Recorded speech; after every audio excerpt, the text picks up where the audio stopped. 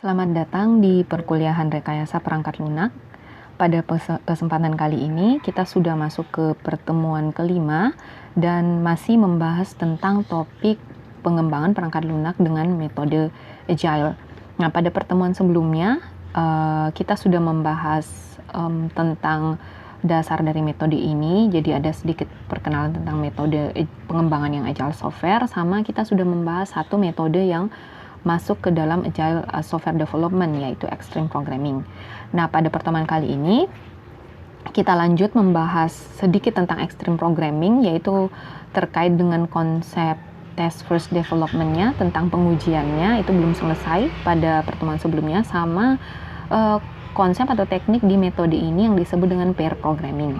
Nah, kemudian kita lanjut nanti membahas tentang pendekatan Scrum. Jadi pendekatan Scrum ini juga salah satu pendekatan pengembangan perangkat lunak yang masuk ke dalam Agile Software Development. Oke. Nah, ini jadi minggu lalu kita sudah bahas metode Agile-nya, Plan Driven sama Agile Development serta Extreme Programming. Pada pertemuan kali ini kita lanjut ke Agile Project Management. Dalam hal ini nanti ada tentang metode Scrum sama Scaling Agile Methods. Jadi bagaimana metode Agile ini bisa diterapkan di pengembangan atau proyek perangkat lunak yang skala besar. Nah, seperti penjelasan sebelumnya dikatakan bahwa Agile Development ini sebenarnya sudah terbukti efektif atau sudah terbukti baik digunakan kalau proyek yang dikembangkan itu adalah yang skalanya menengah dan kecil. Nah, kemudian ada nanti penjelasan bahwa bagaimana kemudian keunggulan yang ada di Agile Development ini bisa diterapkan di proyek-proyek skala besar. Nah, nanti kita lihat beberapa isu-isu yang ada dan apakah memang bisa diterapkan di proyek skala besar.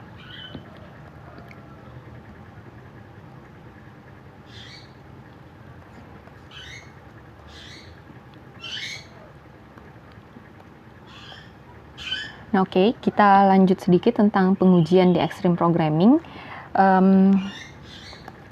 Kalau di minggu lalu, kita sampai di XP dan bagaimana si Extreme Programming ini menghandle perubahan. Nah, sekarang kita masuk ke bagaimana melakukan pengujian perangkat lunak di metode pengembangan Extreme Programming. Nah, jadi kalau dibandingkan dengan yang metode-metode Plan Driven, pengujian bisa dikatakan pengujian di Extreme Programming ini bersifat informal testing. Nah, kenapa dikatakan demikian? Jadi kalau di Plan Driven itu pengujiannya biasanya di outsource, jadi ada tim penguji yang dari eksternal, jadi bukan di tim pengembangnya. Kemudian caranya menguji, menulis rencana pengujian itu melihat dari dokumentasi spesifikasi sistem. Nah, kalau di Extreme Programming ini kan dia masuknya ke Agile Software Development, di mana Agile itu dokumentasinya tidak terlalu sedetail yang ada di Plan Driven. Nah, makanya dikatakan bahwa pengujiannya bersifat informal testing, jadi tidak bisa dikatakan tidak di-handle sama orang dari eksternal. Nah, seperti itu. Nanti ada juga informasi tentang informal testing ini seperti apa. Kemudian yang kedua, pengujian dilakukan tiap increment. Jadi bagaimana pengujian di Extreme Programming? Nah, karena Extreme Programming masuknya ke Agile Software Development, di mana pengembangannya bersifat increment atau bertahap atau per versi, pengujiannya juga dilakukan setiap versi. Jadi setiap satu increment dibuat, pengujiannya juga untuk increment tersebut. Nah, seperti itu. Kemudian untuk konsep-konsep pengujian yang ada di Extreme Programming ada 4 konsep yang diterapkan dan perlu diperhatikan di pengujian ini. Yang pertama adalah ada yang disebut dengan Test First Development. Nanti ada penjelasannya seperti apa. Kemudian pembuatan tesnya secara inkremental. Nah, tadi karena berdasarkan cara pengembangan perangkat lunaknya yang dibangun, jadi pembuatan tes yang dimaksud di sini adalah pembuatan rencana pengujiannya seperti apa. Nah, biasanya dalam bentuk dokumentasi. Jadi didokumenkan rencana pengujiannya seperti apa. Nah, itu didasarkan atas skenario yang dibuat. Nah, kalau di minggu lalu kan sudah dijelaskan bahwa di extreme programming cara menspesifikasikan kebutuhan perangkat lunak, analisis kebutuhannya dilakukan dengan cara membuat skenario. Jadi membuat jalan cerita sistemnya seperti apa atau jalan cerita dari sisi si pengguna.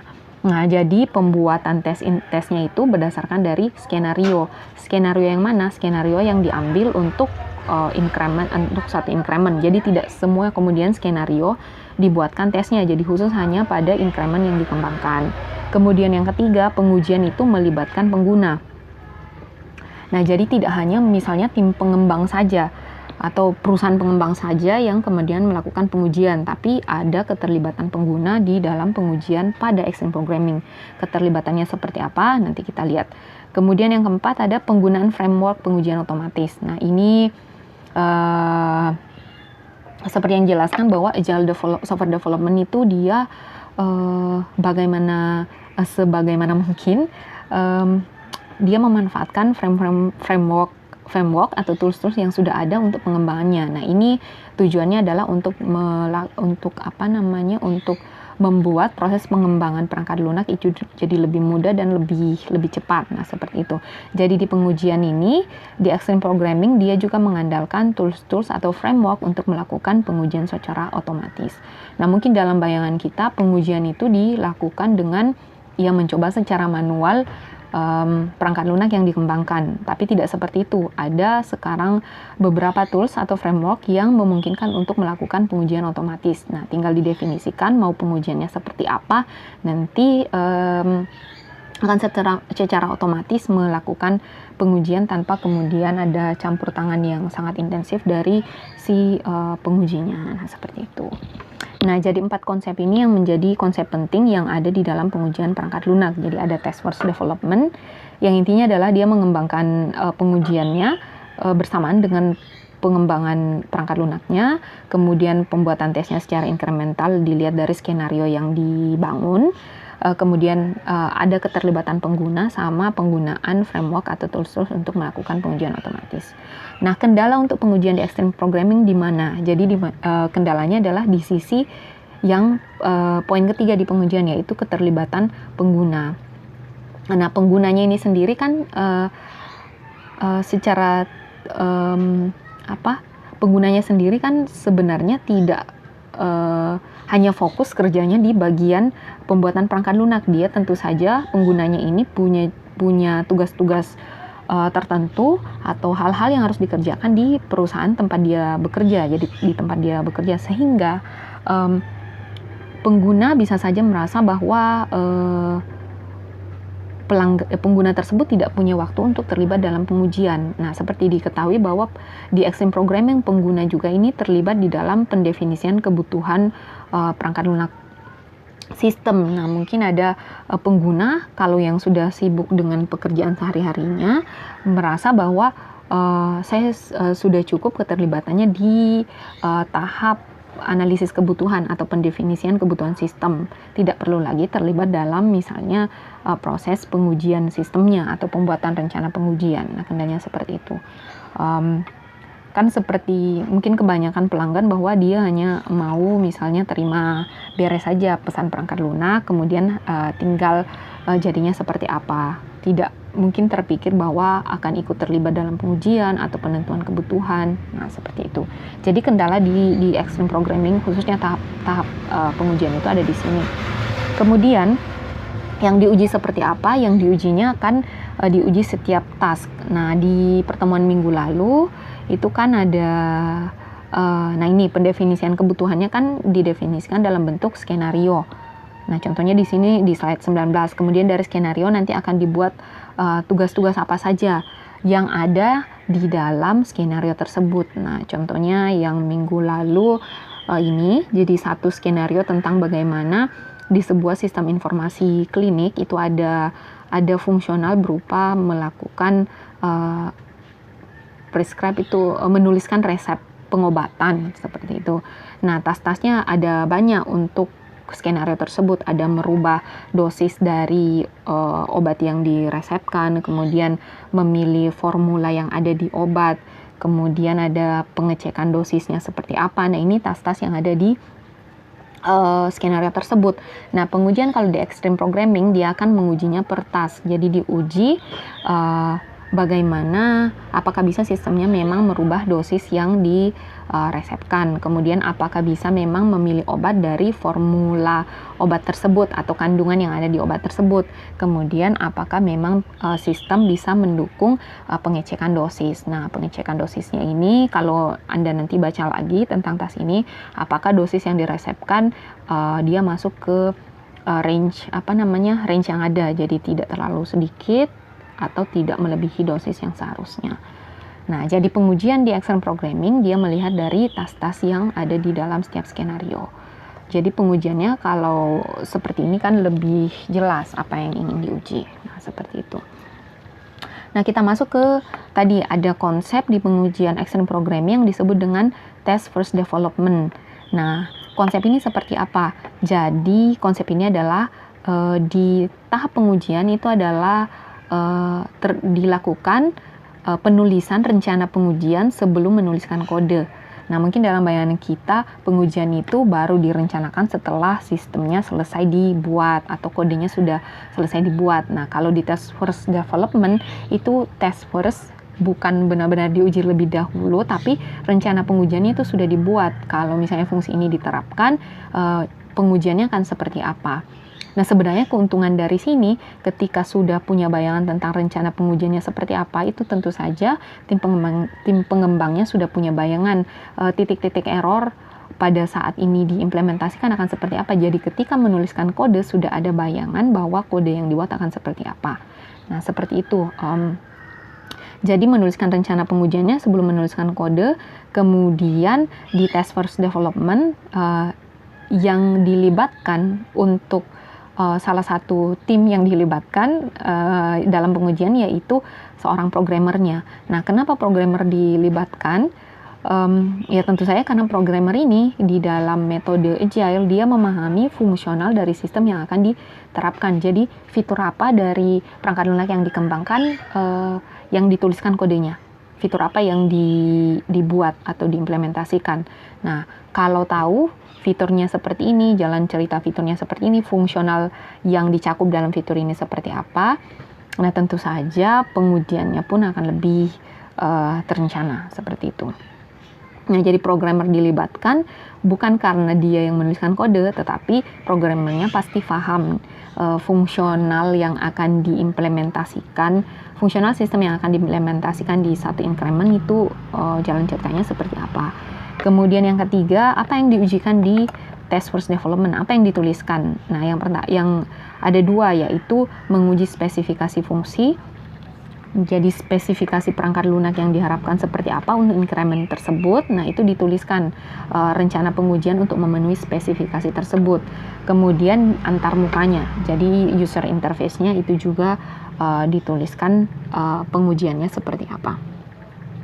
Kemudian, nah tadi ini memahami spesifikasi membantu dalam penulisan pengujian. Nah, makanya seorang programmer juga dilibatkan di dalam pengembangan rencana pengujian. Kemudian test first development, salah satu keunggulannya itu adalah menghindari yang disebut dengan test lag. Nah, test lag ini adalah suatu masalah yang timbul di pengujian ketika misalnya pengujian sama pengembangan perangkat lunaknya, penulisan kodenya itu terpisah.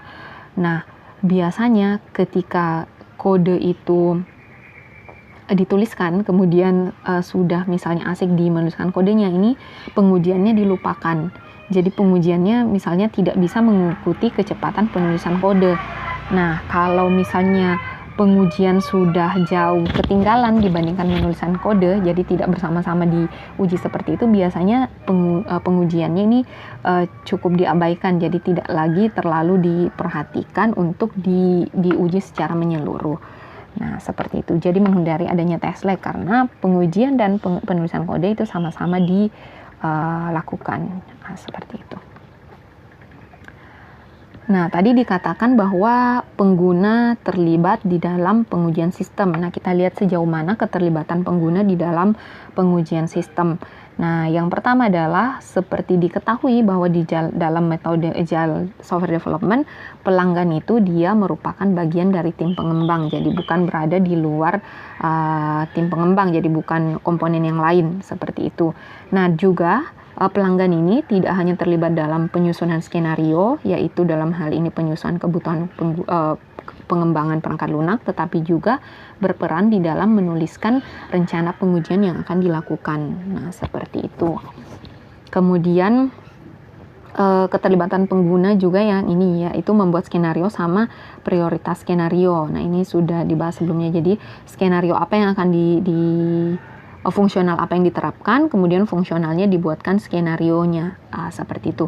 Kemudian pengguna menentukan prioritas skenario yang akan digunakan untuk menentukan skenario mana, urutan skenario, urutan penerapan skenario. Jadi skenario apa yang pertama dimasukkan ke dalam increment, kemudian di increment kedua skenario apa yang akan dimasukkan dan seterusnya sampai sistem selesai secara menyeluruh dibuat. Nah, jadi ditentukan skenarionya, prioritas skenarionya seperti apa. Kemudian tim pengembang nanti yang akan menilai skenario tersebut dan memecahnya ke dalam bentuk task. Nah, yang tadi ada contohnya, ada skenario, kemudian ada task atau yang lebih spesifik dikerjakan oleh sistem untuk skenario tersebut. Nah, itu yang melakukannya adalah yang membuat tas-tasnya itu adalah tim pengembangnya. Nah, seperti itu. Kemudian apa kaitannya dengan pengujian? Yaitu setiap tas yang dibentuk tadi itu akan memiliki minimal satu unit test, atau bisa dikatakan satu tas itu akan ada minimal satu pengujian yang dilakukan di situ. Jadi ada pengujian minimal satu unit. Nah, seperti itu. Untuk setiap tas. Kalau minimal kan berarti untuk satu tasnya bisa lebih dari satu unit test atau pengujian yang dilakukan. Kemudian ada yang disebut dengan acceptance test. Nah, acceptance test ini pengguna juga terlibat di dalamnya. Jadi satu acceptance test itu dibuat untuk cerita yang diimplementasikan pada rilis berikutnya. Jadi sudah dibuat untuk rilis berikutnya seperti apa, dibuat acceptance testnya. Nah, acceptance test ini seperti apa? Jadi acceptance test adalah pengujian increment atau pengujian rilis yang dimana dia akan menggunakan data real, jadi data dari pelanggannya, sudah data real, bukan data dummy, yaitu data yang misalnya dibuat sendiri oleh programmernya hanya untuk menguji programnya atau mereview kode yang dibuat. Jadi ini sudah langsung menguji menggunakan data yang dipakai oleh pelanggan di lapangan atau di perusahaan tempat dia bekerja. Nah, seperti itu. Dan acceptance test biasanya memang dilakukan sendiri oleh pelanggan itu sendiri. Nah, jadi pelanggannya sudah kalau menggunakan sistemnya secara langsung kan punya gambaran sistemnya seperti apa, sehingga bisa memberikan masukan untuk perbaikan sistem. Nah, ini yang disebut dengan acceptance test. Nanti acceptance test ini bisa dibagi atas dua, yaitu ada yang beta sama ada alpha. Kemudian tentu saja yang perlu diingat kalau kita sebagai tim pengembang yang memanfaatkan Agile Software Development, bahwa kita tidak bisa sepenuhnya mengandalkan pelanggan untuk kemudian berpartisipasi secara keseluruhan di pengembangan sistem yang kita lakukan. Nah, ini kondisi idealnya kalau di Agile Software Development. Tapi ya tadi, karena ada kendala seperti waktu yang pelanggan miliki untuk kemudian dialokasikan untuk terlibat di dalam sistem. Nah, itu bisa menjadi masalah. Jadi ya perlu misalnya perlu diketahui bahwa tim pengembang juga tidak bisa mengandalkan seluruhnya pelanggan menjalankan aturan-aturan yang ada di Agile Software Development. Nah, contohnya yang test case tadi kita sudah bicara tentang unit test, kemudian menuliskan pengujiannya. Nah, untuk menuliskan rencana pengujian yang dilakukan, itu biasanya menghasilkan yang disebut dengan test case. Nah, contohnya seperti ini di slide 26. Nah, slide 26 ini adalah hasil penulisan rencana pengujian atau umumnya disebut dengan test case untuk satu task, yaitu dose checking atau mengecek dosis dari obat yang diresepkan. Nah, yang ada di sini contohnya. Jadi di task 3 tadi kan prinsip dari Agile Software XP ini menuliskan 1 unit testing minimal untuk satu task. Nah, ini contohnya ada hasil penulisan pengujian. Untuk task 3 tadi yaitu pengecekan dosis. Jadi apa yang harus ada, memang umumnya test case itu ada inputannya seperti apa yang dites, kemudian output yang diharapkan dari pengujian tersebut. Output seharusnya seperti itu. Jadi di sini untuk mengecek tadi untuk menguji pengecekan dosis itu inputnya ada 2. Nah, ini pembuatannya ya berdasarkan dari penjelasan task yang ada di task 3. Nanti bisa dibaca lagi. Inputnya di sini dituliskan untuk pengujian adalah jumlah satu dosis obat yang direpresentasikan dalam miligram. Nah, jadi inputannya berupa dosis dalam miligram. Kemudian dan juga nilai yang merepresentasikan satu dosis untuk tiap hari, untuk satu harinya. Nah, seperti itu. Jadi untuk satu dosis obatnya seperti apa, kemudian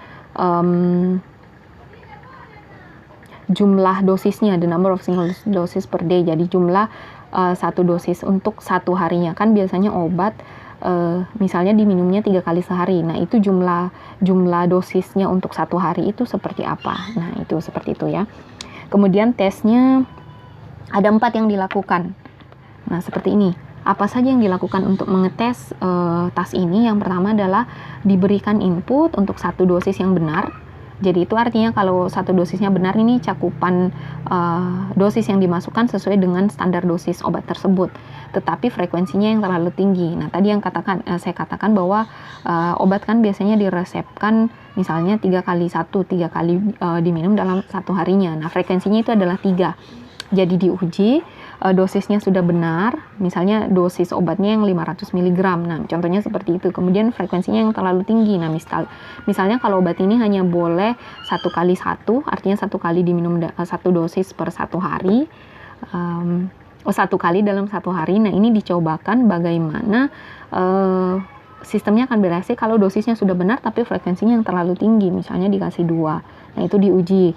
Kemudian diuji lagi untuk satu dosis di mana dosisnya tinggi dan dosisnya rendah. Jadi dicoba yang di bawah dosis, kemudian yang di atas melebihi dosis yang seharusnya. Kemudian dicoba diinputkan bagaimana kalau yang diinput obatnya adalah frekuensinya yang terlalu tinggi, jadi perkalian antara dosis dan frekuensi ini terlalu tinggi dan terlalu rendah. Nah, ini terkait dengan dosis per harinya. Kemudian yang keempat diuji kalau dosis dan frekuensinya itu ada di dalam batasan yang sudah ditentukan. Jadi batasan yang normalnya seperti apa. Jadi ini ada 4 kali pengujian. Nah, outputnya seperti apa? Outputnya bisa 4, bisa oke, jadi sistemnya tidak mengeluarkan pesan error, atau output lainnya adalah sistem mengeluarkan pesan error yang mengatakan bahwa dosis yang diberikan itu di luar batas aman. Nah, seperti itu. Jadi kalau dilihat tesnya seharusnya yang 1, 2, 3 dia akan menghasilkan pesan error, dan yang keempat baru outputnya oke. Nah, seperti itu. Jadi tes yang seperti ini, test case seperti ini dituliskan kalau menurut konsepnya tadi test first development itu sudah direncanakan sebelum kode dituliskan. Nah, kalau seperti ini kan sudah ada gambaran. Kalau kita lihat sebagai seorang pengembang sistem, kalau sudah ada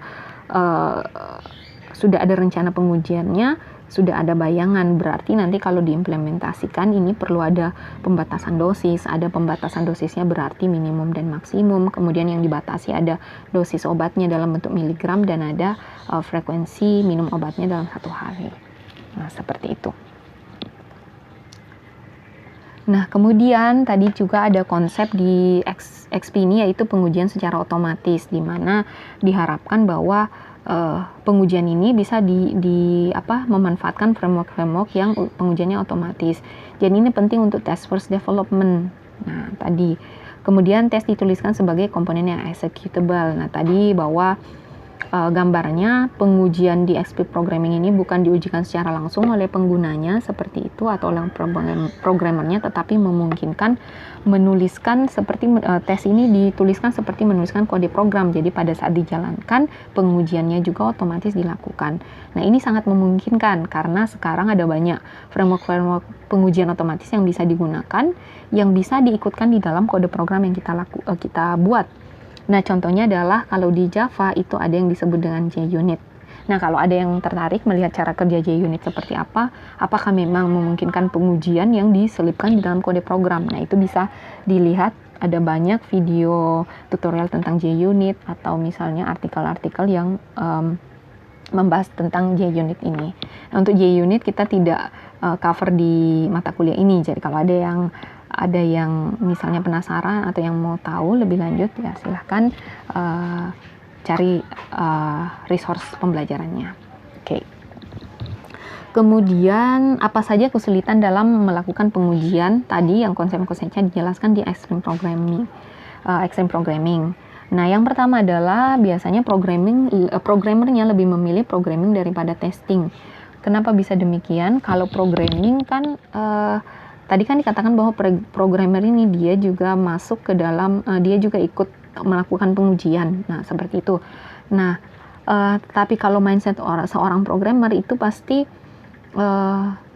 lebih bisa melihat progres dari perangkat lunak yang dikembangkan pada saat dia menuliskan kode program daripada melakukan pengujian.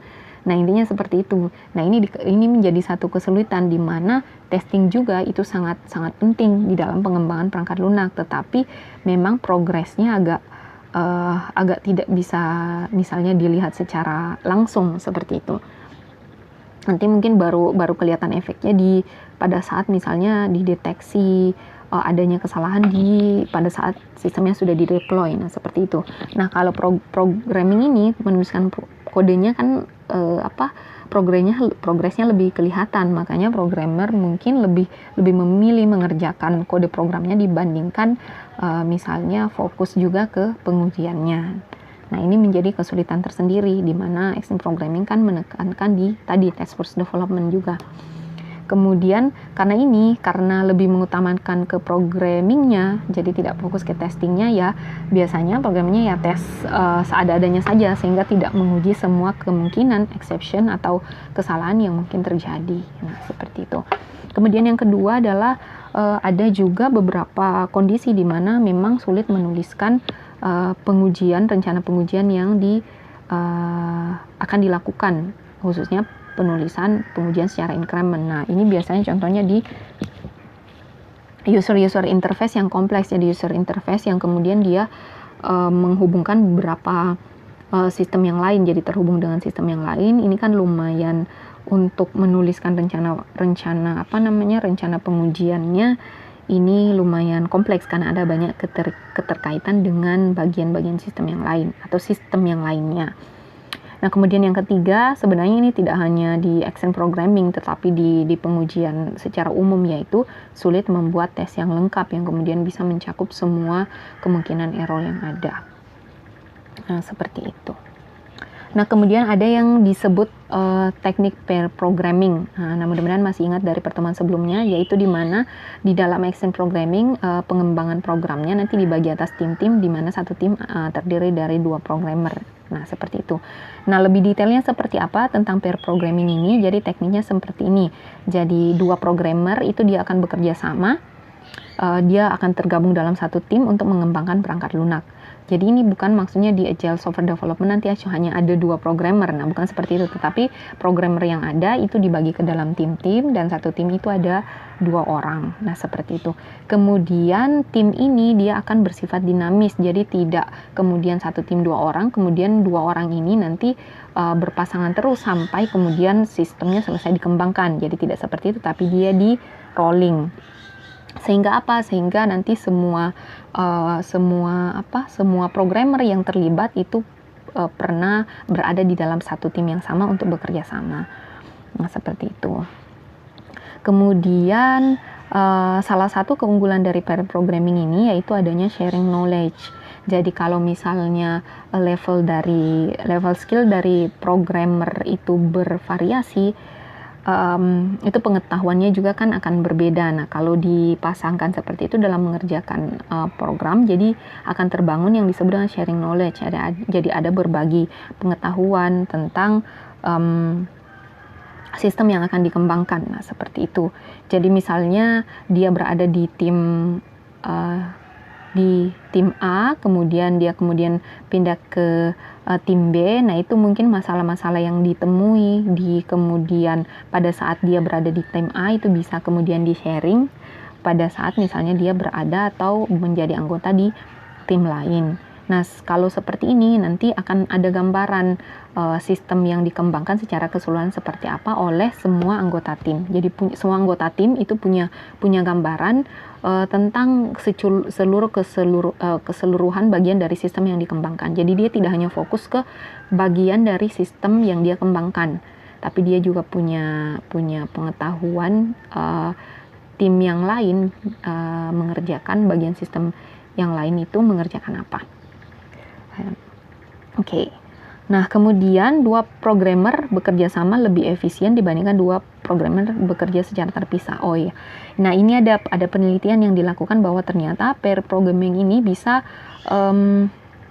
lebih efisien dalam melakukan ketika diterapkan untuk pengembangan perangkat lunak. Jadi kalau lebih efisien bisa lebih cepat dalam pengembangannya. Jadi ketika misalnya dibandingkan dengan satu orang mengerjakan satu bagian dari sistem, jadi bekerja sendiri-sendiri, kemudian dibandingkan dengan yang bekerja secara berpasangan seperti ini, ternyata bahwa dia, kalau saya tidak salah, hasilnya itu 1,5 kali lebih efisien kalau dikerjakannya secara berpasangan seperti ini. Nah, seperti itu. Nah, apa keunggulan dari ini pair programming? Yaitu dia mendukung adanya kepemilikan kolektif, dan kemudian karena setiap tim pengembang tahu tadi seluruh bagian dari sistem yang dikembangkan, karena tadi ada sistem yang dinamis, sehingga setiap tim pengembang itu merasa lebih memiliki proyek yang dikembangkannya, jadi lebih tahu secara keseluruhan, tidak hanya bagian yang dikerjakan, sehingga dia juga lebih bertanggung jawab terhadap sistem yang dikembangkan. Nah, seperti itu. Kemudian mendukung proses review kode tidak formal. Nah, kenapa dikatakan bahwa proses reviewnya kodenya tidak formal? Nah, ini tadi yang dikatakan juga bahwa test first development itu pengujian di extreme programming agak tidak formal. Karena apa? Karena pair programming itu jadi tidak hanya kedua orang ini yang dalam satu tim mengembangkan perangkat lunak saja, tidak hanya menuliskan kode saja, tapi saling mereview kode yang dituliskan satu sama lain. Jadi ketika bekerja secara berpasangan, mungkin bisa lihat kesalahan atau error yang terjadi di kode yang dituliskan oleh anggota tim lainnya. Nah, itu bisa saling mereview kode yang dituliskan, bisa saling menginformasikan kesalahan mungkin yang dilakukan. Nah, juga seperti itu, yang pasangan yang lainnya menuliskan kode, pasangan yang lainnya bisa juga ikut mereview kode yang dituliskan karena mereka bekerja untuk satu bagian dari sistem yang sama. Nah, ini dikatakan bahwa proses reviewnya tidak formal, jadi saling mengoreksi satu sama lain. Nah, ini jadi setiap baris kode yang dikembangkan itu dilihat oleh minimal 2 orang. Nah, kalau bisa direview lebih dari 1 orang, itu tentu saja masukan untuk melihat errornya akan lebih bagus. Kemudian ada mendukung konsep yang disebut refactoring. Hasil refactoring dapat langsung dirasakan, karena tadi kalau refactoringnya dilakukan oleh satu anggota tim, itu tentu saja hasilnya bisa langsung dilihat oleh anggota tim yang lain. Nah, seperti itu. Kemudian kita lanjut ke manajemen proyek agile. Nah, ini akan membahas secara khusus tentang satu metode lagi di agile software development, yaitu Scrum. Nah, seperti itu. Nah, apa yang dimaksud dengan manajemen proyek agile? Jadi kalau manajemen itu bisa dikatakan lebih pengelolaan. Jadi bagaimana mengelola pengembangan perangkat lunak yang dikembangkannya pakai metode agile software development. Nah, ini biasanya ada yang disebut dengan manajer proyek. Jadi si manajer proyek ini yang mengatur agar proyek yang dikembangkan itu bisa selesai tepat waktu dan sesuai dengan biaya yang direncanakan. Nah, seperti itu. Itu kan kalau di dalam satu tim itu banyak orang di dalamnya. Programmernya ada berapa? Misalnya tadi mungkin ada juga terlibat penggunanya, mungkin ada yang terlibat merancang user interface-nya dan seterusnya. Nah, yang mengatur kerja tiap orang yang ada di dalam tim itu yang disebut dengan manajer proyek. Jadi tidak hanya mengatur orangnya, mengatur mungkin apa yang dikerjakan, apa saja yang akan dikerjakan, kemudian siapa saja yang bertugas untuk mengerjakan bagian apa. Nah, itu dilakukan oleh manajer proyek. Nah, itu kemudian nah di bagian plan driven nih, di proyek plan driven, manajernya itu dia bertugas untuk dia harus tahu. Nah, pengetahuan yang harus dipunyai oleh manajer proyek di kalau sistemnya plan driven itu harus tahu apa yang dikembangkan. Nah, jadi sistem yang seperti apa yang akan dikembangkan sama proses pengembangnya akan seperti apa. Jadi secara detail, dan dia harus tahu secara menyeluruh. Jadi sudah punya gambaran secara besar, secara utuhnya sistemnya ini seperti ini, harus ada ini saja, harus ada ini di dalamnya, kemudian prosesnya akan seperti apa sampai semua kebutuhannya dipenuhi. Tetapi kalau kita bandingkan dengan pengembangan perangkat lunak yang menggunakan agile software development, konsep manajer proyek di plan driven ini tidak masuk atau tidak sejalan. Kenapa demikian? Tadi penekanannya dia harus tahu secara menyeluruh. Sedangkan di pengembangan proyek yang agile ini kan dia dikembangkannya secara increment. Jadi requirement-nya atau kebutuhannya itu kan tidak perlu kemudian diketahui secara detail dan secara menyeluruh. Seperti itu. Nah, ini yang menjadi kendala kalau mengadopsi konsep manajer proyek di plan driven. Nah, oleh karena itu, untuk bisa mengakomodir cara mengembangkan proyek agile ini yang dia increment dengan agar pengelolaan proyeknya itu bisa selesai tepat waktu dan sesuai biaya, maka ada metode pengembangan perangkat lunak yang masuk ke dalam agile yang tidak hanya fokus ke teknis-teknis pengembangannya saja, tetapi dia juga lebih memfokuskan ke bagaimana mengelola proses pengembangan perangkat lunak atau bagian manajemennya. Nah, seperti itu. Nah, konsepnya ini atau metodenya ini disebut dengan metode Scrum. Nah, tadi yang saya katakan. Jadi metode Scrum ini dia kuncinya salah satunya adalah menghindari istilah yang disebut dengan manajer proyek. Jadi bisa dikatakan manajer proyek ini sebagai pimpinan proyek yang dikembangkan. Jadi pengambilan keputusannya secara umum itu ada di tangan si manajer proyek. Nah, kalau di agile software development, khususnya di metode Scrum ini, dikatakan bahwa itu tidak bisa diterapkan untuk agile software development, di mana pengembangannya secara increment tadi, kemudian dokumentasinya tidak perlu detail, pengujiannya juga tidak formal. Nah, dari berdasarkan itu bahwa pengambilan keputusan tidak hanya kemudian sepenuhnya harus ada di tangan manajer proyek. Nah, seperti itu, tetapi seluruh anggota tim itu bisa punya wewenang atau diberdayakan untuk mengambil keputusan sesuai dengan tugas-tugasnya di dalam pengembangan proyek tersebut. Nah, jadi Scrum ini dia menghindari istilah yang disebut dengan manajer proyek. Adapun nanti tetap ada yang anggota atau person yang ada di dalam anggota tim yang bertugas mengelola proyek, yang disebut dengan yang disebut dengan Scrum Master, kalau saya tidak salah ya, yang disebut dengan Scrum Master. Jadi bukan lagi yang disebut dengan manajer proyek. Oke, kita lihat dulu sedikit tentang metode Scrum ini. Nah, tadi saya sudah jelaskan sedikit bahwa metode Scrum ini tidak seperti extreme programming, jadi yang lebih menekankan ke aspek-aspek teknisnya seperti dikembangkannya, ada yang tadi test first development, ada pair programming, itu kan ada beberapa teknik-teknik yang bisa diterapkan di dalam extreme programming. Nah, kalau Scrum ini tidak fokusnya ke situ. bukan ke aspek teknisnya, tapi bagaimana mengatur pengembangan yang iteratif ini, yang kemudian dia dikembangkan secara increment. Nah, bagaimana pengaturan pengembangannya seperti itu. Adapun nanti mau menggunakan konsep pair programming atau mau yang test for fast development, itu tergantung dari tim pengembangnya itu sendiri. Nah, seperti itu. Jadi tidak fokusnya ke hal-hal teknis. Nah, kemudian bagaimana proses pengembangan perangkat lunak untuk metode Scrum ini? Nah, itu gambarannya bisa dilihat di slide 32. Hanya ada 3 proses secara garis besar. Ada yang disebut dengan, yang pertama, proses yang dilakukan adalah outline planning. Jadi disusun outline-nya saja, jadi kerangka rencananya seperti apa, kemudian dirancang arsitektur sistemnya. Jadi planning pengembangannya seperti apa, itu berupa tujuan pembuatan proyek ini apa saja. Nah, seperti itu dijabarkan sama dirancang arsitektur sistem secara keseluruhan. Kemudian ini yang paling inovatif di dalam metode Scrum ini, ada yang disebut dengan sprint cycle.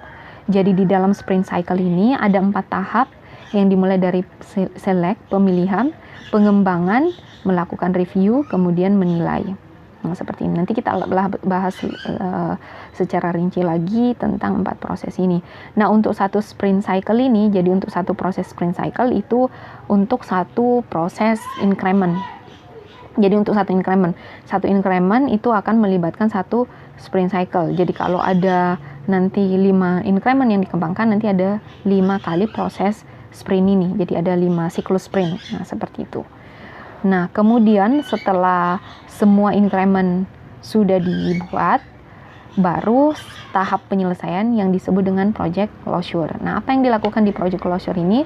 Itu dokumentasi sudah mulai dilengkapi, yaitu misalnya penambahan fitur help yang ada di aplikasi atau user manual sudah dibuat, kemudian ada yang disebut dengan evaluasi lesson learned dari project yang dibuat. Jadi apa yang tim pengembang bisa pelajari dari pengembangan proyek tersebut. Nah, dievaluasi. Nah, hasil evaluasi ini sangat penting nanti untuk pengerjaan proyek-proyek selanjutnya. Jadi sudah ada gambaran, mungkin lesson learn-nya bisa seperti kesalahan apa yang mungkin misalnya sering terjadi atau error apa yang sering terjadi dan penanganannya seperti apa untuk error tersebut pada saat mengerjakan proyek yang dikembangkan. Nah, seperti itu. Jadi hanya ada 3 proses ini untuk Scrum. Kemudian untuk siklus sprint-nya kita bahas lebih detail yang ada di sini. Siklus sprint-nya itu seperti apa? Tadi kan ada assess, select, sama develop dan review. Nah, untuk satu siklus sprint, jadi bisa dikatakan untuk satu increment pengembangannya itu 2-4 minggu. Jadi dipatok waktunya minimal 2 minggu, paling lama 4 minggu.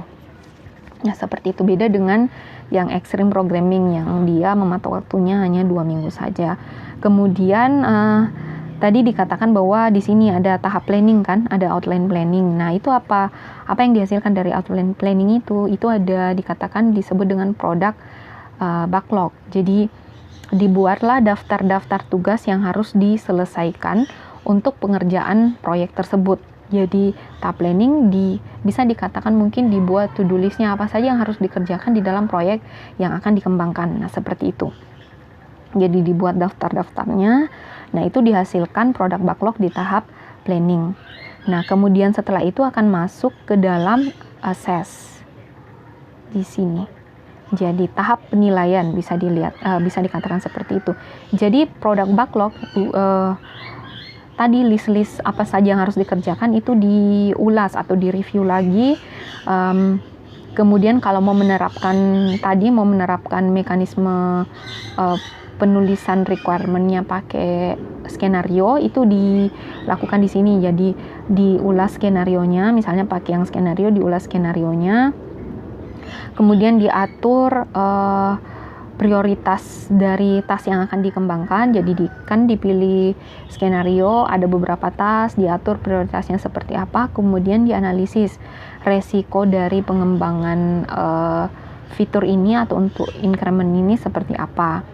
Kemudian di tahap assess ini pengguna akan terlibat dalam menentukan requirement di awal sprint. Jadi requirement apa ini sama sebenarnya dengan metode agile yang lain. Jadi penggunanya menentukan untuk sprint yang awal itu requirement apa yang harus dipenuhi. Jadi kebutuhan pengguna apa, apakah misalnya kalau di sistem perbankan misalnya yang pertama yang harus ada itu adalah pengecekan saldo, baru kemudian nanti di sprint kedua dibuat untuk penarikan simpanan seperti itu. Nah itu dilakukan di tahap assess. Jadi diulas backlognya, tadi daftar tugas yang ada, kemudian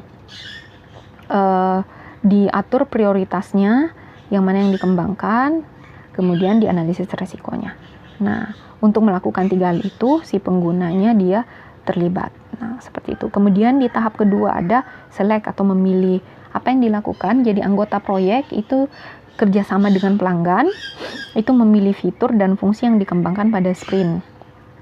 Jadi ini lebih ke sudah agak lebih teknis, jadi dari hanya dalam bentuk requirement, kebutuhannya, kemudian dipilih fitur-fitur ini saja yang harus ada untuk memenuhi requirement tersebut, kemudian dan juga fungsi ini juga yang harus ada untuk memenuhi requirement tersebut. Jadi misalnya requirement-nya pengguna bisa melihat saldo yang di saldo tabungannya. Nah, itu requirement. Kemudian untuk memenuhi requirement tersebut, fitur-fitur apa saja yang harus ada di dalam sistem yang dikembangkan. Nah, itu mulai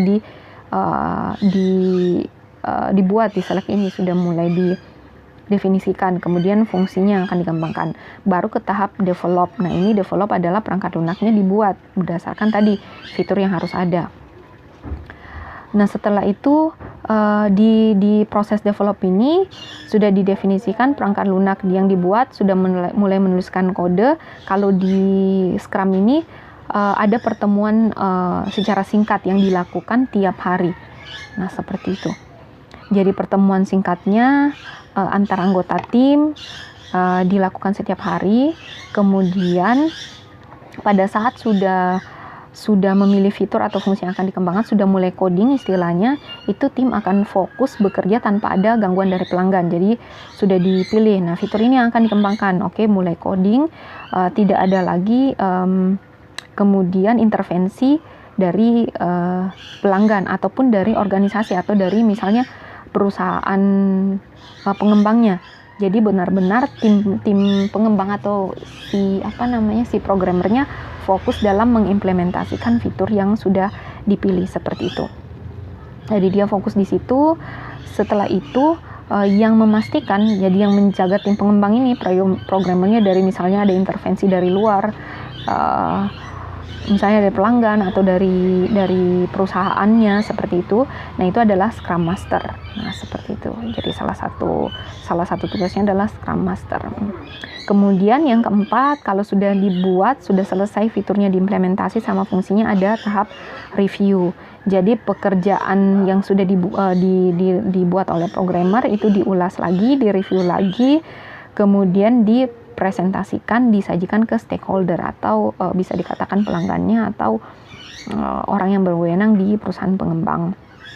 Nah, setelah diulas nanti kembali lagi ke siklus sprint awal, diakses lagi, dipilih lagi skenario yang akan diterapkan, kemudian dianalisa lagi untuk skenario itu apa saja yang harus dikerjakan, kemudian dipilih lagi fitur atau fungsi yang harus dibuat, dibangun lagi dan seterusnya. Nah, itu dilakukan secara terus-menerus sampai semua increment berhasil dikembangkan. Nah, seperti itu. Nah, tadi secara garis besar ada yang disebut dengan Scrum Master. Jadi Scrum Master ini tidak seperti Project Manager yang dimana semua keputusan kembali ke dia. Nah, seperti itu. Jadi Scrum Master ini posisinya sebagai pengelola juga, tetapi tugasnya seperti apa saja. Yang pertama adalah mengatur rapat harian. Nah, dikatakan tadi bahwa tim pengembangnya pada saat sudah ada di siklus develop itu kan melakukan pertemuan singkat tiap harinya. Nah, yang mengatur itu adalah si Scrum Master. Jadi cukup mengatur misalnya jadwalnya seperti apa, pertemuannya lamanya seperti apa. Tapi menurut referensi yang saya baca biasanya ya lumayan singkat, bisa sampai hanya 7 menit. Nah, untuk setiap rapatnya. Jadi mengatur rapat harian, memantau backlog yang terselesaikan. Jadi kalau tadi diibaratkan backlog ini to-do list, jadi dia yang melihat sudah sejauh mana list-list yang harus dikerjakan list-list tadi sudah dikerjakan. Nah, itu sudah sejauh mana. Nah, seperti itu. Yang memantau adalah Scrum Master. Kemudian mencatat keputusan-keputusan yang diambil. Misalnya si programmer dia ketemu error, kemudian dia mengambil keputusan menerapkan sesuatu. Nah, itu kemudian si Scrum Master mencatat keputusan tersebut. Atau misalnya ada masukan dari si pelanggan, misalnya menambahkan requirement ini setelah kemudian menguji implementasi yang dilakukan atau menguji satu increment. Nah, itu dicatat sama si Scrum Master. Kemudian memantau lagi backlog yang perlu dikerjakan. Jadi yang sudah terselesaikan nanti dia melihat, nah apalagi yang perlu dikerjakan untuk sprint berikutnya. Nah, itu Scrum Master. Kemudian yang terakhir adalah dia yang menjembatani komunikasi antara pelanggan sama manajemen yang ada di luar tim. Nah, seperti itu. Jadi kalau dilihat di sini si Scrum Master tanggung jawabnya lebih fleksibel. Jadi wewenangnya tidak kemudian terlalu banyak dibandingkan dengan yang ada di project manager. Jadi lebih memastikan bahwa proyek ini berjalan sesuai dengan rencana, seperti itu. Kemudian tadi ada dikatakan bahwa setiap hari pada saat tahap develop itu anggota tim yang mengembangkan sistem itu akan mengadakan pertemuan singkat atau umumnya disebut dengan stand up meeting. Jadi bukan stand up comedy ya, stand up meeting.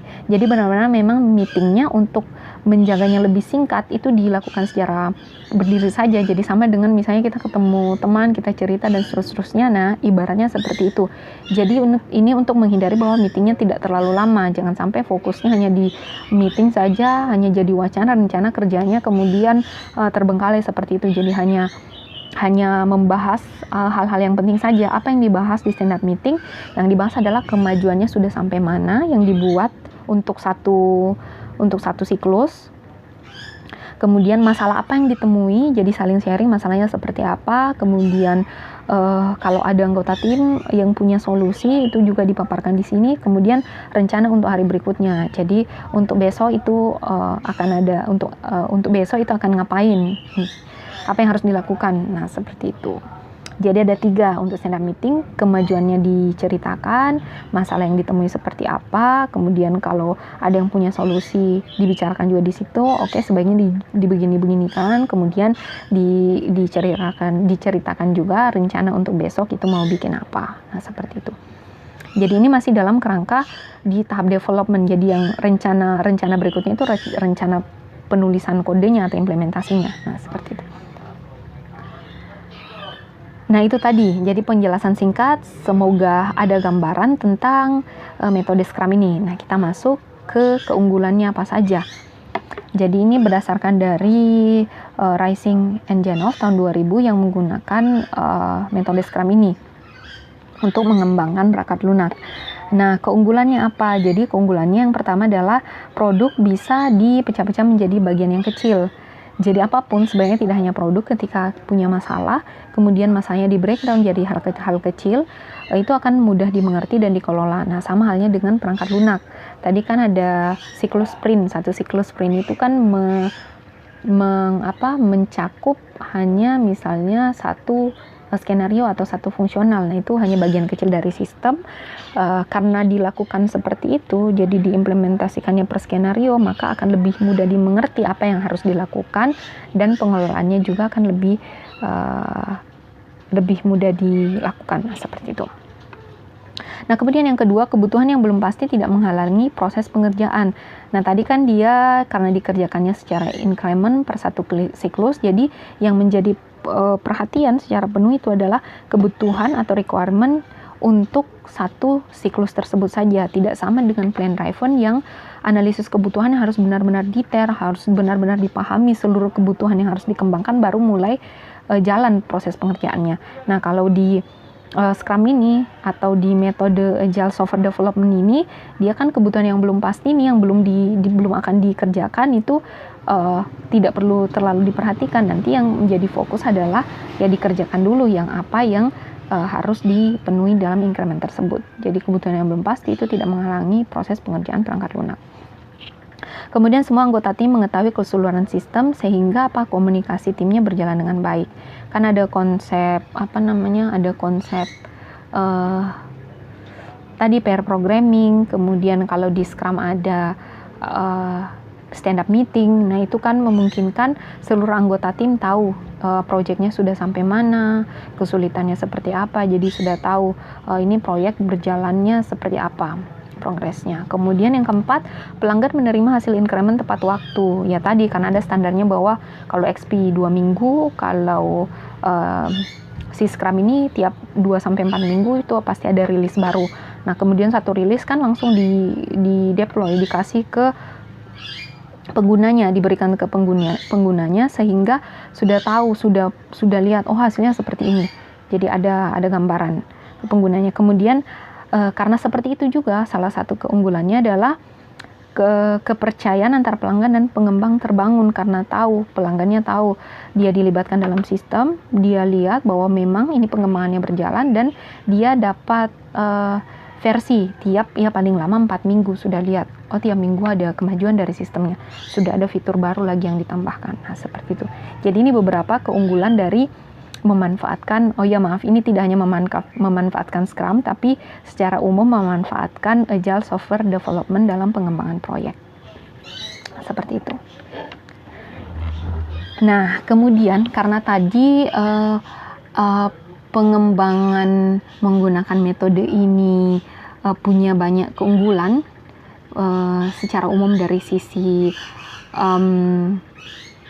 biaya dan waktu seperti itu, maka ada ide yang kemudian timbul bahwa bagaimana Agile method ini bisa diterapkan juga di sistem yang skalanya besar. Nah, seperti yang diketahui Agile method kan metode Agile ini berhasil dengan baik itu di sistem skala menengah dan skala kecil. Nah, itu ada ide bahwa menerapkan Agile method ini untuk sistem-sistem skala besar. Nah, seperti itu. Ada Denning et al. Yang tahun 2008 punya penelitian, dia menerapkan Agile dan kemudian untuk mengembangkan perangkat lunak skala besar, dan hasilnya bahwa mengatakan bahwa Agile ini bisa mengatasi masalah di mana kebutuhan penggunanya tidak terpenuhi dan kelebihan biaya. Nah, katanya seperti itu. Jadi bisa ada requirement yang tidak terpenuhi di akhir proyek, ini menjadi suatu masalah ataupun biayanya justru lebih besar, ini bisa diatasi dengan menggunakan metode Agile untuk mengembangkan perangkat lunak skala besar. Kemudian ada juga yang mencoba pengembangan skala besar, jadi dia sistem medis dilakukan oleh Morgan Spence tahun 2008, di mana proyeknya ini melibatkan 300 pengembang dan berada di lokasi yang berbeda. Nah, ini juga menerapkan metode Agile. Nah, biasa salah satu ciri-cirinya proyek-proyek yang skala besar itu melibatkan banyak orang, dan kemudian orang-orangnya ini dia tersebar di beberapa lokasi, jadi tidak hanya berada di dalam satu lokasi pengembangan. Nah, seperti itu. Jadi di sini ada 3 katanya mengembangkan 300 melibatkan 300 orang, dan ini 300 orangnya tidak semuanya berada di lokasi yang sama. Jadi ada yang bekerja secara remote seperti itu. Nah, kemudian kita pertama untuk tahu bagaimana kemudian Agile method ini bisa berhasil diterapkan di sistem skala besar. Pertama kita lihat dulu karakteristik dari sistem skala besar seperti apa. Atau bisa dilihat perbandingan antara sistem skala besar dibandingkan dengan sistem yang skala menengah atau skala kecil. Yang pertama, biasanya sistem skala besar adalah sistem terdiri dari sistem yang terpisah-pisah. Seperti itu. Jadi dalam satu sistem itu banyak sistem lainnya yang mendukung sistem tersebut. Kemudian pengembangnya karena sistemnya besar, banyak orang yang mengembangkan, biasanya pengembangnya ini berada di lokasi-lokasi yang berbeda.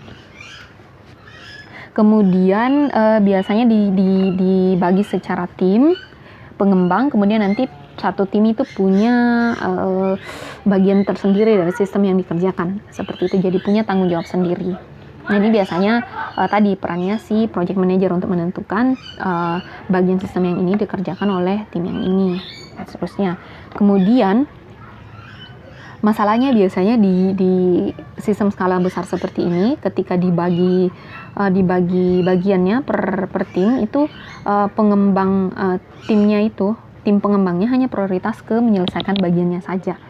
Nah, seperti itu. Jadi tidak terlalu memperhatikan nih bagian yang lain di sistem, ini pengerjaannya seperti apa. Mungkin agak berbeda tadi dengan yang metode agile, di mana ada pair programming yang memungkinkan ada komunikasi antar anggota tim dan mengetahui keseluruhan sistemnya, pengembangan keseluruhan sistemnya seperti apa. Kemudian karakteristik sistem skala besar yang kedua ada yang disebut dengan brownfield system. Jadi sistem yang dikembangkan sebenarnya juga berinteraksi dengan sistem-sistem lainnya di luar sistem yang dibuat tersebut. Jadi dia terkoneksi dengan sistem lainnya. Mungkin contoh dari sistem lain yang terkoneksi dengan sistem lainnya, contohnya adalah sistem e-commerce yang pada saat kita melakukan pembayaran, di mana dia berinteraksi dengan sistem perbankan mungkin untuk memvalidasi seperti itu pembayarannya. Nah, ini dikatakan bahwa sistemnya berinteraksi dengan sistem lainnya yang ada di luar sistem tersebut. Nah, kalau sistem skala besar itu tidak hanya berinteraksi dengan satu sistem lainnya, bisa saja lebih dari satu sistem yang kemudian dalam pengembangannya tentu saja perlu mempertimbangkan sistem-sistem lain tersebut. Nah, ini yang dikatakan dengan brownfield system. Kemudian sistem besar juga biasanya dibatasi sama aturan eksternal dan ada regulasi-regulasi lainnya. Ini juga pernah saya jelaskan di Plan Raven, di mana aturan ini atau regulasi eksternal ini membutuhkan adanya dokumentasi. Jadi dokumentasi yang lengkap dan rinci. Nah, seperti itu. Nah, itu agak berbeda dengan paradigma dari agile method yang dokumentasinya dibuat ya yang penting-penting saja. Seperti itu. Nah, kemudian sistem skala besar biasanya membutuhkan waktu pengembangan yang cukup lama. Sehingga ketika pembuatannya cukup lama itu biasanya anggota timnya itu sepanjang proses pengembangan tidak tetap. Jadi mungkin ada saja yang anggota tim yang mungkin berhenti di tengah jalan dan digantikan dengan anggota tim lainnya. Nah, kemudian biasanya juga sistem skala besar punya beberapa stakeholder. Nah, contohnya mungkin kita ambil di sistem medis, itu kan stakeholdernya ada banyak, penggunanya tidak hanya perawat saja. Misalnya ada manajemen rumah sakitnya, ketika diterapkan di rumah sakit, orang manajemen rumah sakit, kemudian mungkin kepala rumah sakitnya, kemudian di bagian susternya, tenaga administrasinya, dokternya, mungkin kalau ada di apotek juga bagian dari situ, si apotekernya, jadi stakeholdernya ada banyak. Nah, itu salah satu ciri-ciri dari sistem skala besar. Nah, yang kemudian karakteristik dari sistem skala besar ini yang juga perlu diperhatikan ketika memang mau menerapkan metode agile ini ke sistem skala besar untuk mengembangkan perangkat lunak tersebut. Oke. Nah, kemudian apa solusi ketika memang ingin menerapkan metode agile di dalam sistem-sistem skala besar dengan memperhatikan tadi karakteristiknya? Yang pertama adalah tidak mungkin kemudian fokus hanya menuliskan kode. Itu kan kalau di metode agile, fokusnya ke bagaimana menuliskan kode yang kemudian dari situ sudah bisa tergambar sistemnya seperti apa. Jadi menuliskan readable code seperti itu. Jadi tidak perlu fokus membuat perancangan yang detail atau dokumentasi yang detail. Jadi tidak mungkin fokus ke menuliskan kode saja kalau memang mau menerapkan metode agile ini untuk sistem skala besar. Jadi perancangan dan dokumentasinya perlu dilakukan, tetapi mungkin di dokumentasi sama perancangannya ini diambil dokumentasi ataupun hasil rancangan yang perlu saja, yang penting. Contohnya adalah arsitektur sistemnya, itu perlu ada, karena arsitektur sistem ini dia menjabarkan secara keseluruhan kerangka sistemnya seperti apa, seperti itu. Kemudian dibuatkan dokumentasi yang rinci tentang aspek yang penting seperti skema basis datanya, jadi gambaran basis datanya seperti apa, mungkin pakai diagram ARD dan seterusnya. Kemudian dijelaskan, karena tadi karakteristik sistem skala besar itu dibaginya per tim, kemudian timnya tersebar di mana-mana, itu perlu ada penjelasan secara rinci apa yang harus dilakukan oleh masing-masing tim pengembang dan seterusnya. Kalau ada aspek-aspek lain yang dirasa penting dalam tahap pengembangan perangkat lunak. Yang kemudian yang kedua adalah perlunya membangun komunikasi antar tim. Jadi ini mengadopsi agile method, di mana dia mengandalkan komunikasi antar timnya agar kepemilikan terhadap proyek yang dikembangkan itu akan lebih baik. Seperti itu. Nah, untuk membuat komunikasi antar tim berjalan dengan baik itu kan kalau di agile method dia perlu pertemuan khusus. Kalau misalnya di Scrum tadi ada stand up meeting. Nah, seperti itu. Jadi, nah bagaimana kalau misalnya dilakukan di pengembangan sistem skala besar yang anggota timnya tersebar tidak di satu wilayah yang sama. Nah, itu bisa mengandalkan beberapa teknologi yang sekarang sudah ada, misalnya secara rutin sama melakukan meeting, tetapi meetingnya dilakukan secara virtual seperti menggunakan video conference. Nah, yang kemudian di video conference-nya itu dia membahas seluruh timnya, dia akan membahas kemajuan proyek yang dikembangkannya seperti apa. Jadi dilakukan pertemuan secara keseluruhan anggota tim, di mana setiap anggota tim dia menceritakan sejauh mana progres yang dikembangkan, kemudian apa saja kendala yang dihadapi di bagian yang dikerjakan dan seterusnya.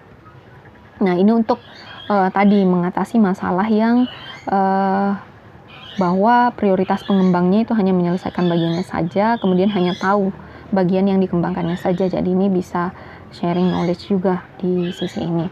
Atau menggunakan aplikasi-aplikasi manajemen proyek lainnya. Contohnya mungkin yang bisa digunakan sekarang kan ada yang disebut dengan Trello. Jadi Trello itu seperti nanti mungkin Anda bisa cari Trello itu seperti apa. Jadi dia seperti ada beberapa sticky note yang ada di situ, kemudian dituliskan list yang apa yang harus dikerjakan dan bisa dituliskan apa yang harus dikerjakan, kemudian apa yang sedang dikerjakan, apa yang sudah selesai dikerjakan. Nah, biasanya memang Trello itu dimanfaatkan oleh tim pengembang untuk melihat list-list pekerjaan yang sedang dikerjakan secara keseluruhan. Nah, seperti itu. Kemudian yang ketiga itu adalah dengan mengadopsi agile method, yaitu merilis sistem secara reguler. Nah, diusahakan seperti ini. Nah, kemudian kalau misalnya metode agile ini diterapkan di sistem di perusahaan pengembang yang besar. Nah, biasanya perusahaan pengembang yang besar dia juga menghandle proyek-proyek besar. Nah, apa kira-kira kesulitan yang mungkin dihadapi oleh perusahaan tersebut? Yang pertama adalah kalau perusahaan pengembang skala besar biasanya dia ada project manager yang tadi mengatur berjalannya proyek. Kemudian, nah ini yang jadi masalah kalau project manajernya tidak punya pengalaman menggunakan metode agile. Kalau tidak punya pengalaman, tidak punya gambaran pengembangan proyek skala besar pakai agile ini seperti apa, jadi project manajernya akan takut dengan resiko yang mungkin terjadi ketika misalnya ternyata metode ini tidak cocok untuk mengembangkan proyek tersebut. Nah, ini jadi lebih ke resikonya karena tidak punya pengalaman. Kemudian yang kedua, biasanya perusahaan-perusahaan besar itu dia punya standar kualitas dan prosedur untuk mengerjakan proyek yang dikerjakannya. Nah, seperti itu. Nah, biasanya mungkin prosedur ini atau standar kualitasnya tidak sesuai dengan prinsip-prinsip pengembangan di metode agile. Nah, seperti itu. Nah, tidak kemudian secara karena pakai agile, prosedur dan standar kualitasnya di perusahaan tersebut yang sudah lama diterapkan itu diabaikan. Nah, itu tidak mungkin, kesulitannya ada di sini untuk penyesuaian. Kemudian kemampuan personal tim pengembang itu beragam. Nah, biasanya di perusahaan skala besar itu ada pembagian level skill programmernya. Jadi ada mungkin yang junior programmer, ada yang sudah senior programmer dan seterusnya. Jadi skill dari misalnya programmernya itu beragam. Nah, sedangkan kalau agile method itu sebenarnya lebih bagus ketika skill dari programmernya atau kemampuan programmernya itu sudah baik, pengalamannya juga sudah banyak dan seterusnya. Nah, ini kemudian yang menjadi kendala kalau menerapkan metode agile. Nah, keempat yang itu terjadi penolakan karena telah lama menggunakan pendekatan yang konvensional. Nah, ini sebenarnya masalah klasik, tidak hanya di pengembangan perangkat lunak. Jadi biasanya kalau terjadi perubahan cara pengerjaan secara langsung, itu biasanya terjadi penolakan karena ya tentu saja perubahan sulit dilakukan apalagi sudah lama menggunakan metode tersebut. Nah, seperti itu. Yang terakhir adalah kesulitannya di adanya perbedaan change management sama prosedur pengujian. Nah, kalian pasti sudah punya gambaran tadi kalau di plan driven sama di agile software development, cara menangani perubahan perangkat lunaknya atau change management sama cara melakukan pengujian kode programnya itu agak berbeda. Contohnya kalau yang di plan driven itu dia biasanya mengoutsource, jadi punya tim penguji eksternal yang akan melakukan pengujian programnya. Sedangkan kalau di agile method yang melakukan pengujian adalah ya programmernya terlibat, kemudian ada review antara programmer, kemudian ada keterlibatan pengguna. Nah, ini prosedur pengujiannya agak berbeda. Sehingga tentu saja perlu adanya penyesuaian kalau misalnya memang menerapkan metode agile ini untuk pengembangan perangkat lunak skala besar. Nah, itu kira-kira kesulitan yang mungkin dihadapi kalau perusahaan pengembang besar menerapkan metode agile ini. Nah, oke. Itu tadi pembahasan terkait dengan agile software development, khususnya pengembangan proyek dengan memanfaatkan salah satu metode lagi yang disebut dengan metode Scrum. Saya akhiri pertemuan hari ini. Kalau ada pertanyaan terkait dengan pertemuan hari ini, silakan dituliskan di Google Classroom-nya. Terima kasih.